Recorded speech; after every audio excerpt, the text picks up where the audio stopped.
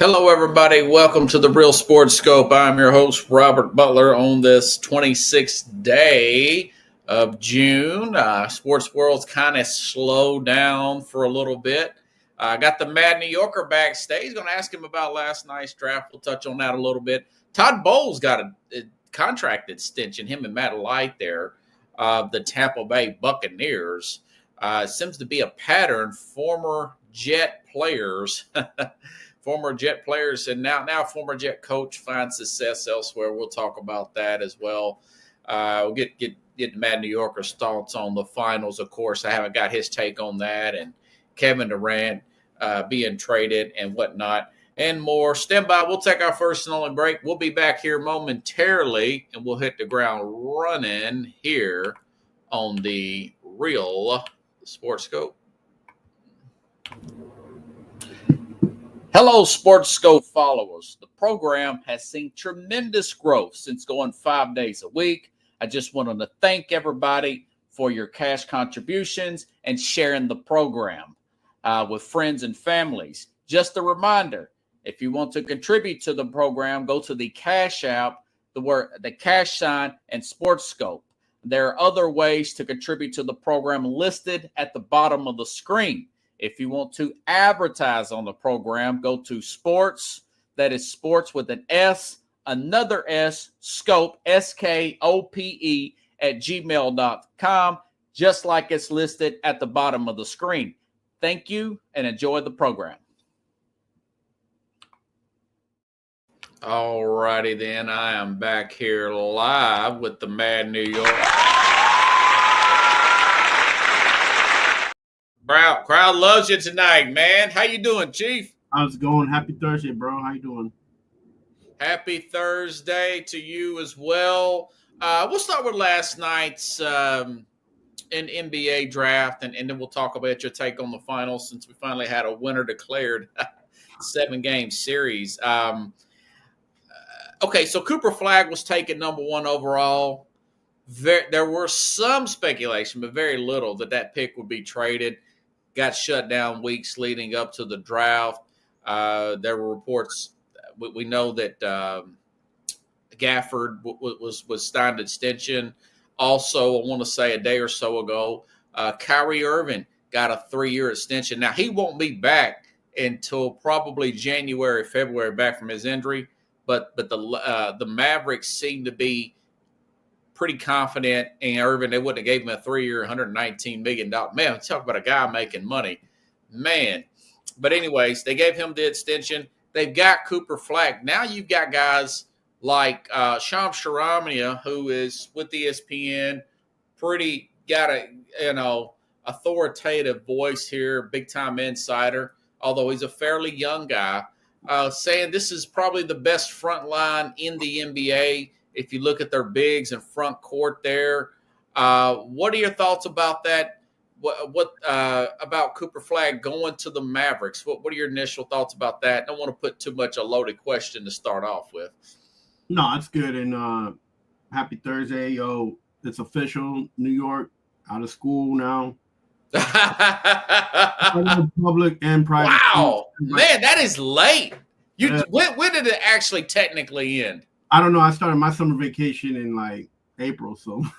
Oh yeah. No, I'm just kidding. You're always on vacation. Yeah. No, it officially ended today for all those in public school. There was a few private schools that ended within the last 2 weeks.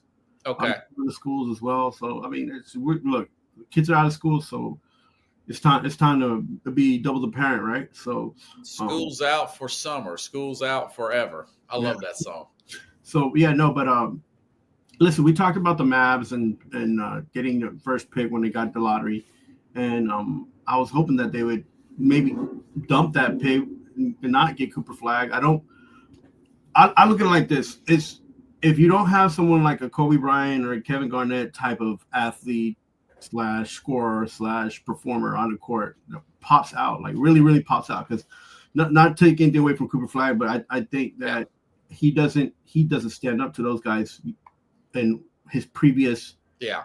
But listen, let me play you what Kendrick Perkins said. Not to interrupt you, because it's funny you mentioned that particular player, Kevin Garnett. listen to what Kendrick Perkins said on ESPN the other If day. LeBron James and Kevin Garnett had a baby, you get Cooper Flag. And why I say that is because when you think about it, if LeBron James, I mean, LeBron James having a baby with Kevin Garnett will be Cooper Flag. I see much hype. Yeah, I see. There's a lot of hype. I feel bad for Cooper Flag because now there's a lot of pressure on him, and he's on a team that is a different type of media, like a small market team. I don't mind these kids. NIL's brought out bigger, brighter types of manufacturer ways to get branding going. Fine, I get it. But just because you're branded and you're hype doesn't mean your gameplay has to be on the court. And from my experience in watching him, like I'm not a professional, but we play basketball. But I don't see him. He does pop on the court, but the fact that we saw the team that he was on do so well without him kind of gives you kind of makes it uneasy to be like, wait, is this guy the realist? And like, because there's guys, if guys like Kobe or Kevin Garnett were not on the team, they lose like 60% of the time, 70% of the time, right? Yeah, you saw numbers like that, right? So, and these guys went on to go to make a championship run without him in college. And so I was sitting and talking to another fan because I was able to catch a baseball game yesterday at Citi Field with my son, and a bunch of other people that were there. And I was talking to him because I wanted to go. I was either debating to go to the baseball game or the NBA draft in Brooklyn. And I was like, I was going to be there, and I was like, I don't know. The draft's going on, the game's going on, and I'm like, dang, they didn't sell that pick. What are they? You had an opportunity to go to the draft in person? Yeah, I was going to go. But did they sell seats for that? Yeah, it's at the Barclays Center in Brooklyn this year. Okay, so he had tickets to the draft. No, I had the opportunity to choose which game to go to, which event to go to. So yeah, but I'm saying, how did he get those tickets? No, I was going to get them.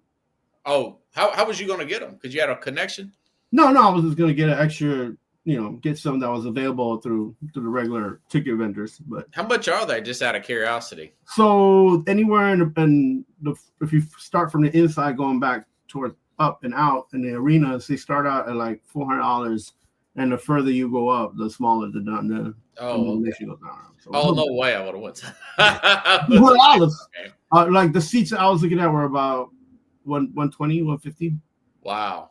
Yeah, but no way. All in America, like Don King would say, you can sell tickets to a draft like that. But. Yeah, but so the draft's going on, and I was like, I was looking at the guy's like, oh, the guy Cooper Flag, and I was like, is he a Kobe Bryant? Is he a Kevin Garnett? Like, did we see these things? Him like, yes, he's good. I'm not going to take away that for the kid. Mm-hmm. He's a good, solid player, but if I'm owning a team, if I'm managing a team, if I'm putting money on a team, I'm not giving him that status. Okay. He might be top 20 pick, top 25 pick, but not a top 5 pick. So yeah, I mean, that's your opinion, brother, and that's valid. Now, let me tell the audience. I just want to go to so go ahead. He's going to a Mavericks team that has 2 guys past their prime, over the age of 32. Both of them. One won't be back till you said January, maybe February, maybe even March, depending if his. Talk about Klay Thompson and Kyrie. I'm talking about Kyrie, yeah. Maybe if his recuperating goes well, because he's older now, so it's going to take more time for him to recuperate. If that goes well and bodes well, if he feels like coming back, doesn't mean that he's playing 100% better. Yeah, he might be feeling 100%, but so you have to take that into consideration. So they're going to have to get a backup point guard there. Yeah. That's like been on the news for the last few days. And then you have the coach, whether he says one thing, he could do another thing. He said he's not going to be. He mentioned before everything happened, there was the firing of Tom Thibodeau that he wasn't going to be the coach of the Knicks, and now he's saying that he could possibly have an urge to be a coach of the Knicks. So all that with that team on the Mavericks, first round pick, older vet players, that huge contracts, probably won't play or are injured, high injury risk. Cooper Flag is going to have a lot of pressure. Coach, you don't know who's going to be. Are they going to be a playoff team? I don't think so. But again, oh, wow. We'll see where all that, how all that kind of comes together. And for people to easily say like, oh yeah, they were in the playoffs, but Doncic and they got these guys. I mean, it's easier to say you're going to be there than to actually show up to the dance, and than it is to get nice, pretty, and afford that $3,000 dress. You know what I'm saying? No, I was going to say that Kobe and who else did you say? Garnett. Yeah, those guys. Well, neither one went to college, but that's another thing though. Even those two not going to college, they still were impact players in the NBA for their age. This guy's going to have 1 year of college, and he's coming off an injury to start. You know what I'm saying? Like, he's coming off. He came back and played well in the tournament. Yeah, but like again, well, I was want to mention though. Let me finish that. This guy has two players that went top 10. This Kniepel guy went fourth, and then number 10, Malrich, I guess is his name, the center. He went 10th to Philadelphia. So he had some good players around him, right? But he's very young. I mean, those guys are young. It's very rare to see a team with that many freshmen even get to the Final Four. We saw that with Kentucky with loaded teams in the past. Right. That we thought, oh God, what's the guy? The one with the Marcus Cousins on it. The Calipari team. Yeah. Who's that guy with those quick handles that's been hurt? What is his name? I think he ended up going number 1 overall to Washington. Yeah, he's probably one of the most paid players that played the least in the NBA. He had the headband, what's his name? Yeah. Josh something. Yeah, he was really quick with Kentucky, but they had one other player on there. I can't remember his name. He did the Dougie, and Colin Cowherd didn't like him doing the Dougie. But anyway, John Wall. Yeah. So they didn't make that big run. This team probably should have got to the championship. There were some bad calls there at the end. They had Houston beat. Houston was the veteran team, 4 and 5 year starters, but they did get the win. Experience played out there, but I don't know. Even LeBron, listen to what LeBron said day before yesterday. I played this on the show. He agrees with what I said, that it's good that he's coming to a stacked team. Listen up. I personally think that he wants to be great. He had a hell of a year at Duke.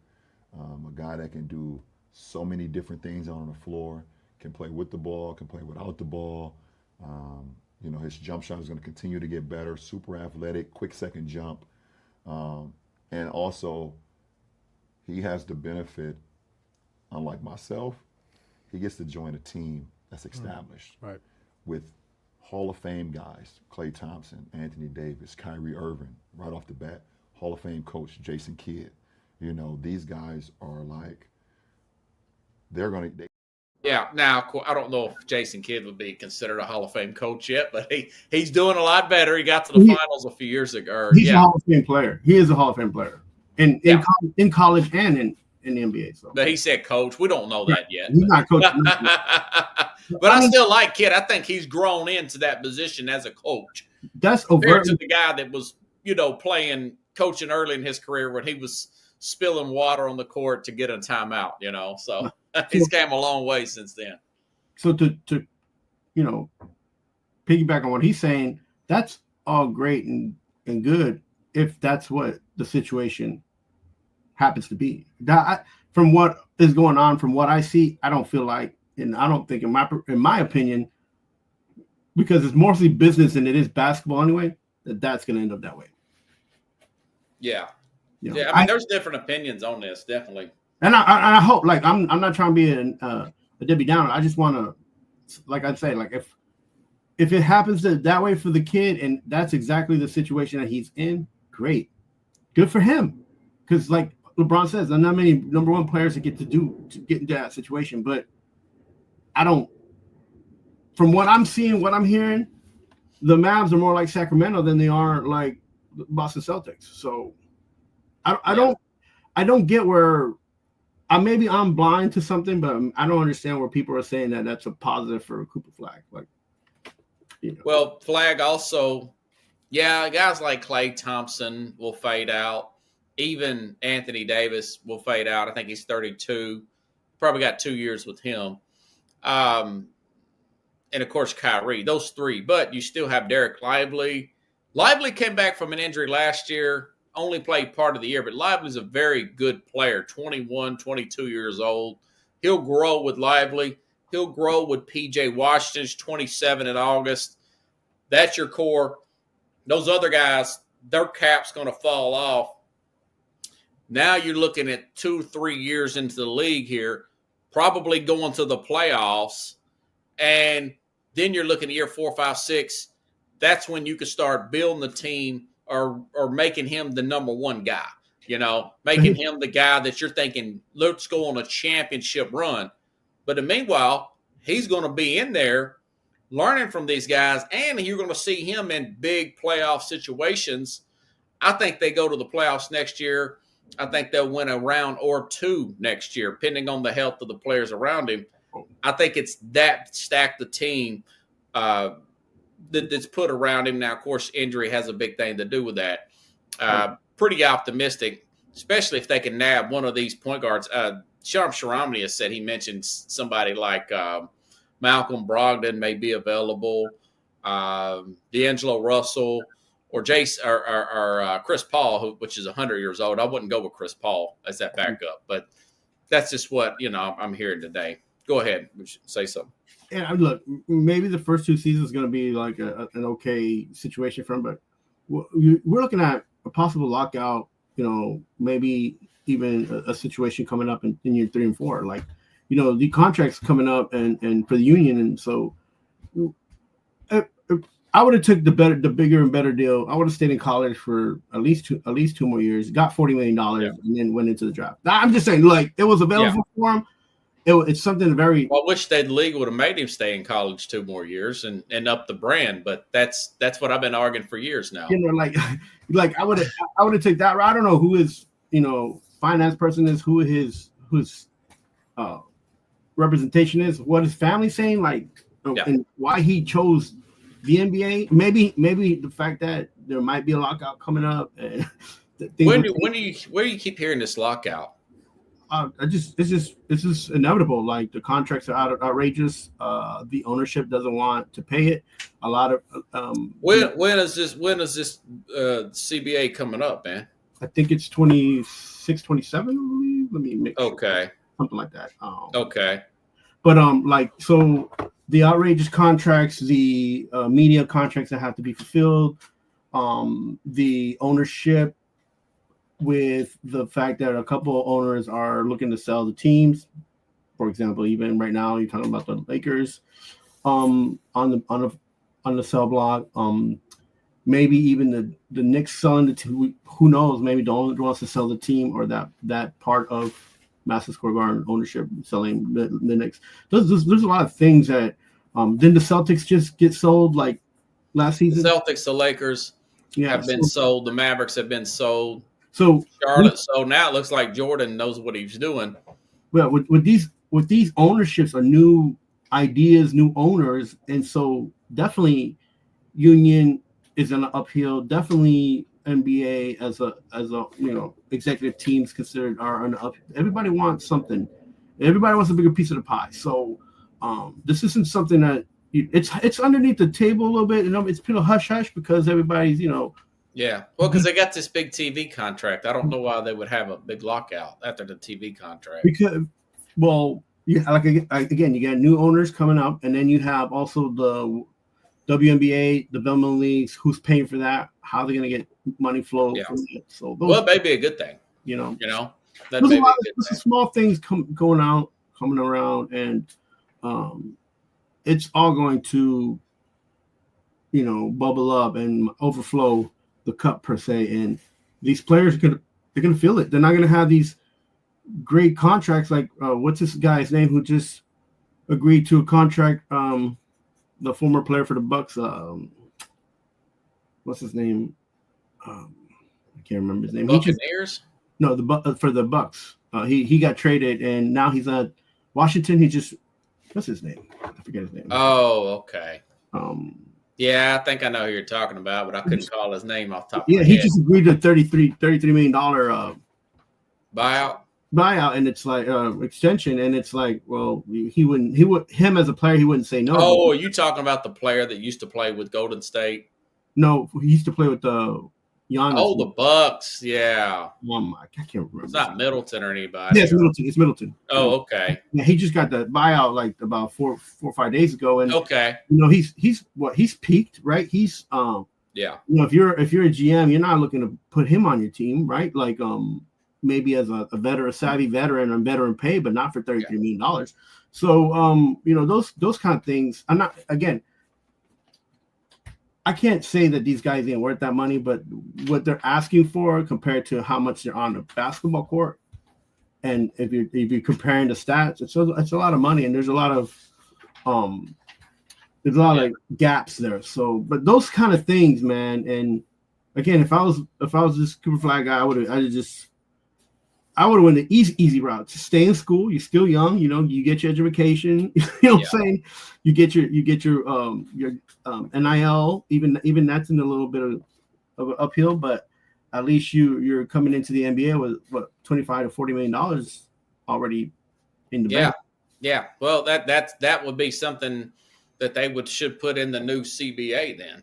If you want to say, hey, listen, we need these guys 3 years out of high school, or it doesn't necessarily have to be in college, but we want 21-year-old, preferably minimum age players to get them more poised to handle this league. Yeah. How about this, Robert? Like if you're Bronny, if you're Cooper Flag, if you're one of these guys. Yeah, Bronny had no business being in the NBA. That was all about that. What does the NBA say about their development league and what they're going to pay these guys? Because these guys are coming in rookie contracts, not signed, not having to, not in rookie contracts, and they're playing for what's the minimum right now for them? I think it was like 40,000, 50,000, the bare minimum. Like. Yeah. There's been reports of guys coming from Europe to college now because of NIL. So they should just scrap that freaking G League and depend on college like the NFL does. So it's not formidable. It's not competitive. And let college and there's too much parity, Robert. There's not enough competition. There's too much parity. So like you have to create competition somehow. You can't, like you got the top 20 teams always making it to the dance. Like every once in a while you get one or two teams that used to be in it like 20, 30 years ago. Like there needs to be a little bit more competition for sure. Well, I think it's gotten more out of hand, really. Well, I think it's more competitive now, but too much parity makes it a watered down product in college, if you ask me. But anyways, veering off topics here. Oh, by the way, I saw this, man. I read this morning from the Bleacher Report. I didn't send it to you. I just thought about it with the Cooper Flag situation. What's the chances of 4 high school teammates, 3 of his teammates in high school all got picked in the first round? With the chances? From Monter Wade High School. I don't even know. I guess it's in Maine somewhere, 4 players got picked in the first round on the high. I've never heard of that. Right. Didn't LeBron's team have 3 guys picked in the NBA draft? Well, I mean, who's the other 3? I mean, who's the other 2? I mean, just. Oh, I'm sorry. They went to college. He got drafted and they went to. They got picked by a couple schools. But that's a really, so the guy's been a winner, part of winning organizations, and he's going to go to a stacked team in the NBA. Went to Duke, played with All-Americans there, got 2 other guys drafted, and now he's went to the Dallas Mavericks. Think about the guys he's won championships: Kyrie, Anthony Davis, and Klay Thompson. That's a lot of champions. I mean, Klay's got 4. One for Anthony Davis, one for Kyrie. All of them got Olympic gold medals too, right? Yeah, gold medal. I don't know if Jason Kidd ever won a championship as a backup anywhere, but he's played in the finals a few times. He played with the Nets. He played in the Nets a few times, and no, he did win a final when he was in Dallas, didn't he? Oh no, he wasn't on that team. No, he wasn't. He broke through with the Mavericks, and he was great there. Right. I don't know why they got rid of him. To be honest with you, it wasn't a good move. But anyways, what's your thoughts on the finals, man? OKC breaks through, they win it. Yeah, we talked about how, now. Yeah, you cut that bit out that we talked about him and Halliburton getting hurt. Yeah. Yeah, well, just get your thoughts on the fact that the OKC actually won the championship. I'll play that a little bit later. Yeah, we talked about the Halliburton's aspect of it. Yeah, we were talking and we thought that the season was going to be no more than 4 to 5 games, but it ended up being 7 games. Pacers were very resilient. They deserved to be there to fight out to the end. That whole concept of trying to come back from 20 points is that an Eastern Division type? Is that an Eastern Division type mentality? But they did it. Yeah. OKC ended up winning. They were the better team all season. They had the better depth. They had the best player on the team, the MVP on both regular season and championship season. Congrats to them. One of the questions you asked me was, do I think they're going to be a dynasty? Can they follow this? Yeah, or can they go on a run like my guest last night, Jason Patterson, says he sees this being like a Spurs, Tim Duncan type of team. Might not win 3 or 4 straight, win a championship, come up short, win a championship, come up short. Maybe they win 3 or 4 over a 5 or 6 year period. I don't see why that's not out of the question, because they've got first round picks in the future, and they've got all these young players, which I don't think contracts are going to be an issue. Plus, age is not going to be an issue. Right. No, this is a situation that they set themselves up for the long haul, and they'll be in the playoffs for sure. Championship is one of those things that we have to be very careful about calling them crowning their rear end. Because they're unfortunately, there's injuries. There's going to be a few monetary moves in the next 2 years. So if they don't make it next year, then the year after next, they're going to be hit up by a few contractual moves that they might want to renegotiate. So you're not optimistic that's going to be the case? I am, actually. It's just the business of basketball doesn't allow this system to stay. It doesn't feed the system to keep it like an option. If there was less business involved, then yeah, this is a team that could definitely make a run annually. So I just don't. I hope it does, because it's a good team. It's a fun team to watch, but I don't know if it can. Yeah. Well, recent history says it won't happen. We've had 7 years, 7 different champions. We've got new rules here with sometimes this thing with the cap analytics is real. Sometimes analytics is real, my friend. Sometimes. Yeah. Yeah. There's 2 ways to look at it. I think that there's probably a better chance they could go on a run, but I knew the Spurs are coming up. They've had another high draft pick last night. They've got De'Aaron Fox, Victor Wembanyama. They're going to be a force eventually to be reckoned with. It's and I'm sure that Sam Presti, who's assistant from RC Buford, knows that, and he's preparing. He's preparing to make that particular move. It's going to be fun to watch. Yeah, like we said the other day, Halliburton said it. I mean, two podcasts. Nobody else mentioned that. Calf injuries can lead to a calf strain, can lead to a torn Achilles. Listen to what we said 1 week ago, man. Let's play it for the audience. With that calf. I don't know if I would have done that. No, the doctor's really, because he could tear his Achilles doing this. What's your thoughts about that? Should Halliburton play tonight? And is this thing over? Or maybe if he plays and inspires them and they push it to Game 7. Yeah, I don't feel like they're too late into the season to make for the team to make a critical decision like this. If I was the owner, the GM, and the coach, I'd be like, just tell the kid he had a good season. Let's see him back here next year. Yeah, that's good stuff, man. So this show was marketed right. We should be right up there with the big boys, Nobody else mentioned that. I mean, listen, you got to stop a plan. I was talking this last night with Jason Patterson. You got to save him from himself. Yeah. They were, they're fourth seed. Okay. They went to the finals. I want to say they were in the conference finals last year or whatever. They're very close. They're a player or two away. Why take that chance? This guy's not going to play. He's not going to play any next year. So that's a big setback for the Pacers, man. I just don't. I don't know what. And Jason said, well, it's up to the trainer and the coach, and then the player himself. Like, no, you can't have the player. You got to save the player from himself, man. Right. No, another thing, to be honest with you, even looking at that roster that the Pacers had, and I was talking about that they have very little depth. It's just a lot of players that were unrecognizable that haven't been playing a lot as far as in the season. But now that the playoffs was coming in, you saw some of these players coming off the bench, and heck, they did a pretty decent job without him on the court.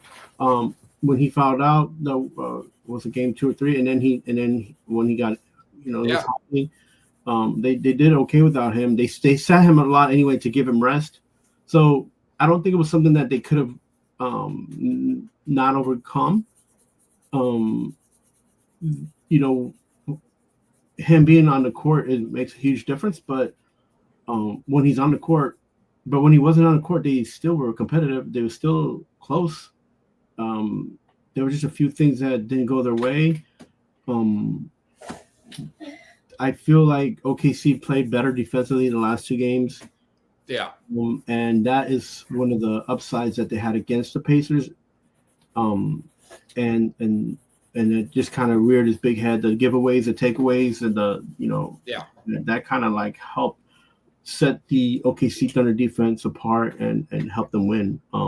But for Haliburton not being on the court, not to say that he's not important, but I feel like had they coached these guys with him not on that he wasn't going to be available, and the expectation was actually there, and they were motivated, I feel like they could have easily been all right without him on the team. But that's not the case. That's not what happened. When you see your number 1 star go down, I mean, it takes a lot out of you, man, mentally, physically, and then you're just like, oh, now you, instead of expecting to having to step up, now you're forced to step up, and you're forcing the issue, and you have more anxiety about it than having it to come to you naturally because you practice it. So.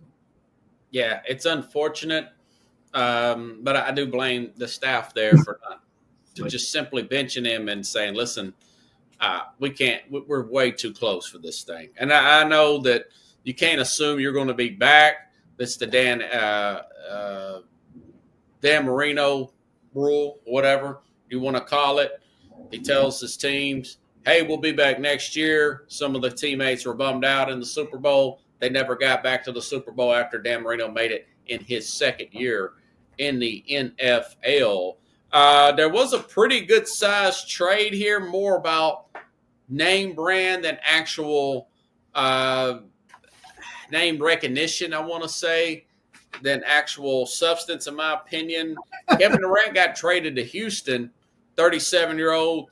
Jalen Green is not quite developed into the offensive player that Houston would like, 23 years old, but they get, Dillon Brooks, former Memphis Grizzly. I like Dillon Brooks a lot.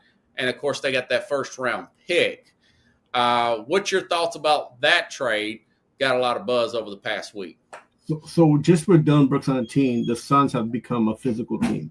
They've got their Charles Oakley, Anthony Mason type, guy. The Suns do. Yeah. Who is their Charles Oakley, Anthony Mason? Dillon Brooks. He's I love Dillon Brooks. He's a big. I think he should have went to the Golden State. Yeah, he's a big. They should have dealt Draymond, but that's my opinion. Yeah, he's the big banger, the big bruiser. He's in there, and he's good. He's good for that. So the Suns got a little bit of muscle now. Durant gets to go home. He gets to be in Texas. He's from Texas. Yeah, he played for University of Texas. Yeah, he played at University of Texas. So it's something that he's close to home. I don't know if he expected it. He was here in New York in the Fanatics, event that they had here. Yeah, they got a lot of talk, man. They got a lot of buzz. And there was, everybody was, while he was being interviewed, they said that he got traded, and I'm not sure if it's not that he didn't want it, but I'm not sure he was expecting Houston. But does that make them a contender? Yeah. How much do you play Kevin Durant at his age? What's his minutes like, man? What do you do with his rotation? Yeah, the thing is that Houston Rockets are a young team, right? So as a whole, yes, they can put him in. I'd put him in beginning game 10 minutes and then give him 10 to 15 minutes, like spots, because he's a scorer. He's always been a scorer, and you got to respect that. He's going to get rebounds, mostly offensive than defensive, because he's mostly. Yeah. But what's your overall? I'm thinking 18 to 25 minutes a game. No, I would give him less. I'd give him 10 to 15. I'd give him about 15 minutes. About for the whole game. Oh, for the whole game? I know that's like a bench player, but still, he's 37. Yeah, you don't need him to be out there eating minutes. But the best thing about Kevin Durant, no matter like his age, is no matter how many times he's been on the court, he's getting his minutes will average points. You know what I'm saying? Yeah. He's getting points per minute. Got that 7 foot frame. I mean, yeah. So he gives you offense. It might not be deadly, but I don't know. That would be something that might. And he's probably going to want more minutes. Right. If I had a coaching he's staff, probably going to want about 30 something, and I'm going to be like, no, we can't do it. You got to see how you run your offense. What do you expect? Because defensively, he's not going to be running back. He does play defense, but he's not running back. And every team right now is the running team, right? So, and they're not though. That would help. At least they're not the Pacers where they would run him ragged, right? And he'd run out of gas. I don't know. We'll see. We'll see what they establish for him. Who got the better end of that trade? I thought Phoenix come out great on that trade. Heck yeah, they dumped salary and they picked up a young guy. Young guy, and they also picked up opportunity to draft, right? So, yeah, and they got Brooks there. I thought that was awesome, man. That's a good job by the Suns. I've been telling the Suns to do that with half the roster for the last 2 seasons. Yeah, that team was too banged up, man. Remember, I told them they were. Remember one of the podcasts we had when I was on that they were closer to going to the emergency room than to the playoffs. Yeah, they did. They did. I'm trying to see what they did with that. I don't know if they moved it elsewhere. The pick. Walter Clayton Jr., by the way, from Florida, went to ended up going to Washington. I guess we'll never hear from him again. That's unfortunate. Well, man. No. Yeah. What I don't. Washington has had so many struggles in the last umpteen years, man. Once they get a good team, for some reason, it just the debacle happens, man. I don't know what's going on over there. I don't know if it's the water, the air. Yeah, they're just an awful organization. They've never been good. They were decent when they were the Bullets, but they never really been good. That's one team, them and Charlotte. You like to see something good happen with those. But I said that about Golden State. They were bad for a while, and then they got it together. They got it together and did their thing. But yeah, I'm like you, man. I think that's a great trade for Phoenix. They still have their problems. They got rid of They need to do something with who's the other guy on that team? It's not Booker. The other guy that's injured all the time. The center? Huh? The guy they traded for the other day or a few years ago. Oh my God. I hate it when I come up short like this on names. Because they're not playing every day. So. Bradley Beal, yeah, because he's out all the time. Then they got Mark Williams. So they make one good move and then make a bad move. Williams is another guy hurt all the time. Yeah. So Booker, Bradley Beal's just, man, I'm sure plus, hey, we still got the new season coming up. Maybe some of this stuff will still happen. And they're going to do Bradley Beal should be another off the bench guy. You can't put a lot of faith in these guys, man. Well, they're paying them like they are, so. Yeah, a lot of them are overpaid. Porzingis goes to Atlanta. Do you see anything come of that, or he's another guy that's kind of lucky to get that ring with Boston? Well, right place, right time. Yeah. I don't. What is this guy Trey gonna do with this? Trey Young gonna do with him? I mean, they got this solidifies a core, inside core for Trae Young to just feed inside when he's healthy. But what is he going to do with when Porzingis is not there? Like, what is this team going to do when he's injured? I don't know. This is a good move by Boston to clear out. Yeah, his contract. Yeah. They dealt. Oh God. And they also dealt their big defensive guy too. Dealt him for Anthony Simmons from Portland. Dealt off some salary cap there. So plus Jaylen Brown's on the trading block. They're making a lot of moves there. We'll see what happens. I trust what Boston's doing. I like their brain trust up there. Okay. Man, this other story I've been wanting to talk to you about. It's pretty interesting. Tampa Bay extended Todd Bowles there. It's another former Jet.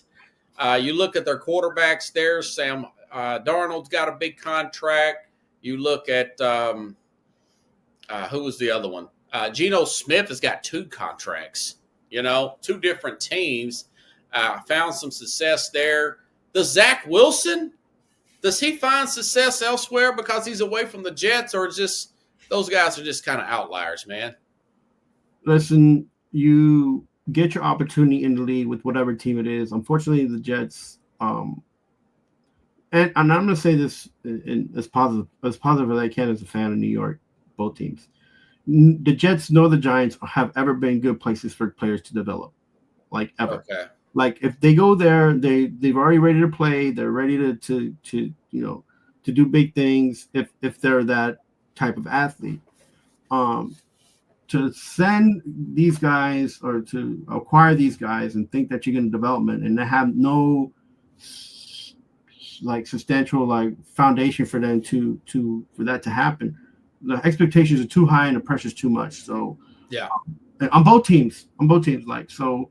I said this on a lot of podcasts. I've mentioned it here. I talked about it. People are like, well, what do you mean the Giants never? Yeah, the Giants not so much. But I just think they just kind of streak a bad. Jets have been on and off more bad than good for the last 20 years. How many quarterbacks have the Giants developed? They're like, what about Eli? Well, Eli was standing behind this guy, Kurt Warner. Kurt Warner got hurt. They didn't develop Eli. Eli just started playing, and he was on the team that had a great defense. They didn't develop him. Look, if you think about him and you see his record, you'll see that a lot of people in New York and outside New York don't think that he's a Hall of Fame quarterback. Yeah, that's a good point. That's a fair point. And then they're like, oh, what about Phil Simms? Yeah, Phil Simms, he was in the Super Bowl, but Phil Simms came out in late 70s and he got, he was pelted, got hurt. They had a great defense behind him that was able to come in, but there was nobody there to guide him to be the Phil Simms that was two Super Bowls. One, he actually took the team in 86. And in 90, he got hurt. Jeff Hostetler wasn't developed. He was a backup. You know what I'm saying? Well, but they still won. Yeah, they won. Yeah, but that's not – they didn't win, and it wasn't on Phil Simms' shoulders. It was the I get you. The team. On both on almost all Giants. Why do you think all that's happened? You just think it's too windy up there? I just don't. These aren't teams like Pittsburgh, which develop defensive players, or San Francisco or Green Bay, who've developed quarterbacks in the past. They've had great coaching, but the coaching hasn't been for development. It's been to be annual in the season, do your thing, and just try to get wins. Phil, what's this guy's name? Why can't I remember this guy's name? Who? Bill Parcells wasn't developing. Yeah. He wasn't developing the heck out of players. He was motivating them, forcing them to play out of their minds, and making sure that if they got any losses, they remembered it because they were looking forward to getting wins. So it's not a development process. It was just a situational process, right? So the Jets, I think it looks bad on Woody Johnson. Yeah, I don't agree about the stuff with the Giants. I think here recently Giants, but now you bring it back to the Jets and of all the coaching that they had, this coach who got re-signed here for the Bucs, he was probably one of the most consistent coaches. Todd Bowles, but he's not a guy that pops out. He wasn't as loud as what's his name? Gruden. who's the Twins? The guy who Ryan. He wasn't as Rex Ryan. Yeah, he wasn't as loud as Rex Ryan. He wasn't. That whole he had that shtick come out like he was Mangini. Like he was gonna be like Mangini. So he was the most consistent. And another thing about him was that he'll tell you straight up, I'm gonna worry about the defense, and he tried to get coaches that he can work with on the offense. And I think that's still one of the things that was in Tampa before he started the season, that he was people would try to call him out on. Oh, well, he's got the defense right, but what's the offense going to do, right? What's the offense going to do now? What happened? They got the offense going. He got a good coordinator in there. He got the quarterback who's motivated and crazy as all. Yeah. It's the most unlikely success I've ever seen, and it's just 2 years. Right. But they have won the division in 2 years, and I still think they got a good shot to win it this year. I don't know. Atlanta keeps coming up. Carolina was getting hot at the end of the season last year. Right. 9 games is always the bar for those defensive-minded coaches. We got to get 9 games. They talk about because they're offensive-minded. So they're like, we got to get at least 9 games, right? And you hear that all the time from defensive-minded people. We got to get that 9 games and get in the playoffs. And, but now that it's 14 games, you need to get 10 to 11 wins, right? So, yeah. Kudos 17 games, yeah. Yeah, kudos to Bowles. Kudos to that Tampa Bay team. They will be again in the hunt if there's injury. Make sure you don't have to do that. But they deserve it down there in Tampa. And I remember they're usually my dark horse for the playoffs and the Super Bowl anyway. So yeah, you've been pretty consistent on them. Something. I think another thing that Matt Light also got an extension, the general manager down there. He's done a good job as a general manager, picking players you've never heard of, coming in, contributing to this team here, and getting a guy do you think about Baker Mayfield? He was on third team? No, but his contracts, because he's a number 1 pick. He was always guaranteed to make a certain amount of money because of that. Mayfield. Yeah. Yeah. Yeah. So but he ran through that. No.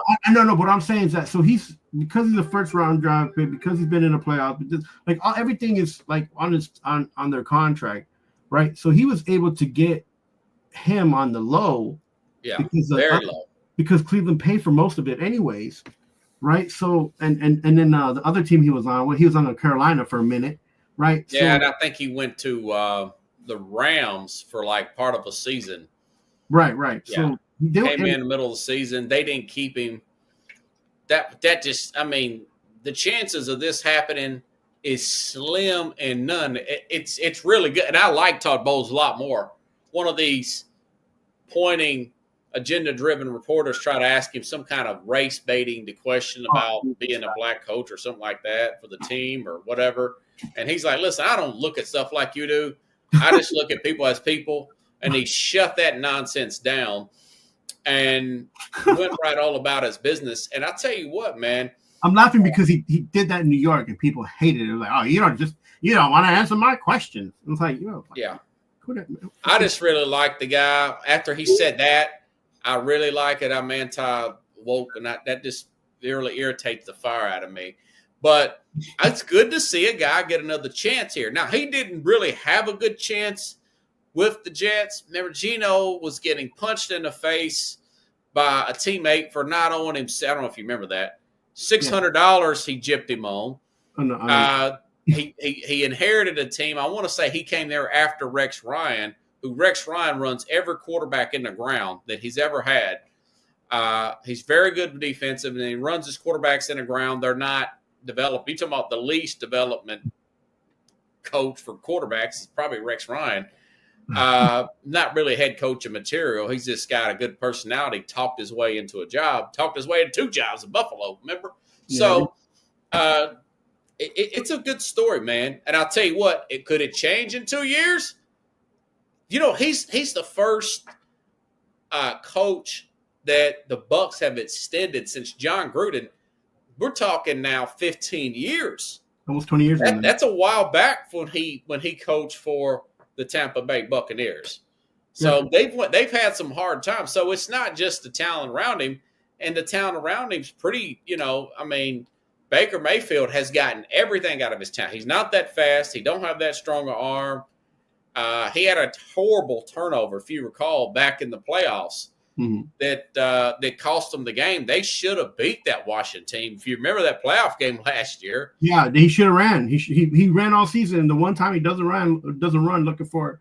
I think he threw a pick at or something. I can't remember the details, but it was they coughed it up, man. And Washington kind of called a break, and that hurt. That hurt a team like Detroit. Yeah, probably would have lost to Philly anyways. Philly was rolling, but I just thought it's a great story, man. It's good to see a coach get another chance. It's good to see a player like a Mayfield. I think about a guy like Will Levis.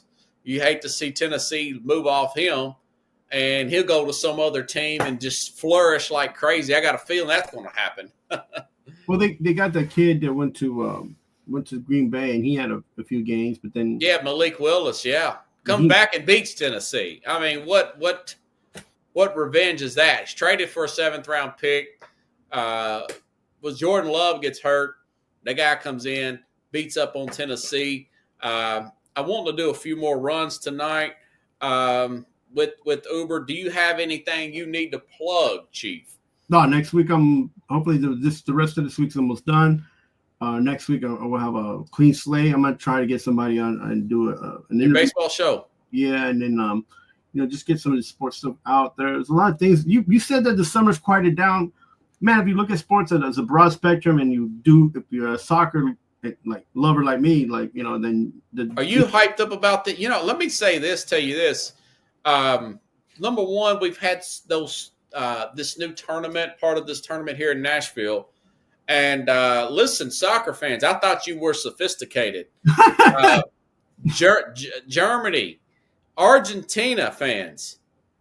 I've been talking to people from Germany and Argentina last few days, starting last Friday. Don't forget to tip your Uber drivers, guys. I mean, you asked me 50 questions about Nashville, what to do, taking you 2 miles. It's 150 degrees outside. I'm in a lot of traffic. Don't forget to Argentina, where you at? Don't forget to tip your Uber drivers, man. Well, you coming in there smelling and because it's 1,000 degrees outside. I'm saving you from walking in this freaking heat. We got a huge heat wave down here. I think the most important thing that you need to understand is that in a lot of countries, this is when it's not. In a lot of countries, all the taxes, all the fees, everything is covered when you pay all at once. A lot of people come. Not everybody. Maybe they misunderstood. They didn't get the memo. That the gratuity is included in your fee. And all you have to do is be like, hey, listen, just to let you know, gratuity is not included in these fees. I should have told them that. That's it. I should have said that, right? You got enough money to fly to Nashville and go to these freaking games. You can't throw me a few bones. Look, it's okay. They were pretty nice people. You gotta be in New York. You gotta be in New York and put that little gratuity not included. It's hard accepted. Put that on the back of your seat. You know what these guys will get charged if they got in a cab instead of the Uber? They paid me like $5-6 for this is like a mile or two run or whatever. Sometimes these cabs, more often than not, that are downtown, they will charge $35-40 for the same ride. I know. The same ride, dude. Well, you get a meter running, bro. That's the thing. They got a meter running. So the meter runs whether you're stuck in traffic or not. Uber doesn't. Uber is about mileage. Sometimes they have surcharges, but it's not all the time. No, they will jack you downtown, these cab drivers. Old lady told me that. She said she got a mile and a half ride on a Tuesday night, because her phone went dead. She couldn't call the Uber. She was just here for business. She wasn't partying or nothing. And a mile and a half from Broadway to her hotel in West End, which you're familiar with Nashville, I'm sure. Yep. It was like a Holiday Inn or something. Yep. $47. But she went from downtown. That's like a $10 Uber ride, dude. She went from downtown to Vanderbilt and got charged for. Yeah, $47. She's like, I couldn't believe it. And that was like the third or fourth person that told me that. Of course, I consoled her. I have chargers in my car. I give them mints. She did give me a good tip. That was pretty cool of her. She was here for some kind of convention for work, but she did want to see some live music. So when we come down from the north, we go to Tennessee, man. We not jumping on the cab. We know most of the New Yorkers will tip because it's practically free for New York and LA compared to our prices compared to there. So the San Francisco people, LA, New York City people, so far so good. There's some that don't, but for the most part, statistically, Canadians, other than Toronto, I don't know what it is about Toronto, they don't tip. The rest of the country does tip. Yeah, we could do a whole show on that. It's like the Toronto Blue Who tips and who don't tip. Yeah, I mean, it might offend some people, but I just keep it real, It's not offensive. It's an economical situation, bro. I think some people just don't have it in them to tip. They're jerks. I'm a tipper if I feel like the service. Yeah. Okay. That's it. That's as much as I can say because. Like sometimes I won't tip and my wife will be like, yo, I'm like, this lady, look, my cup's been empty. Like, if I'm in a restaurant, my cup's been empty. I have no water, right? Like she came here twice. I wanted dessert. I changed my mind because she didn't come 3 times, right? So like. Oh, no, that's different. Yeah. It's like, you get a very low tip, if anything, but I usually tip, but I usually tip really good. I tip good and then I tip great. And with my cab drivers, if they come out to pick up my bags, and I don't carry big bags, I'm like, bro, yeah, thank you, bro, because you know what it is. I can just go sit down and not think about nothing. You know what I'm saying? Yeah. Let's see.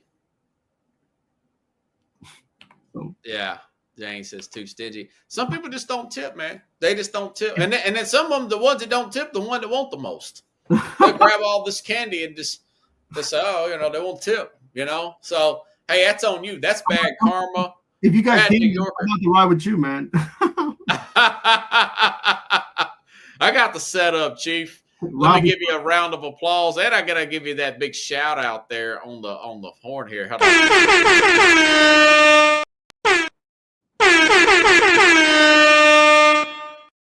that hype horn, man. Brought it tonight there. Thank you, Robert Butler, the Candy Man. Thank you, brother. The Candyman can. I'll see you next week. All right, everybody. I'll see everybody next week. Same time, same place here on the Real Sports Scope. Make sure to share the show now. Good night, everybody.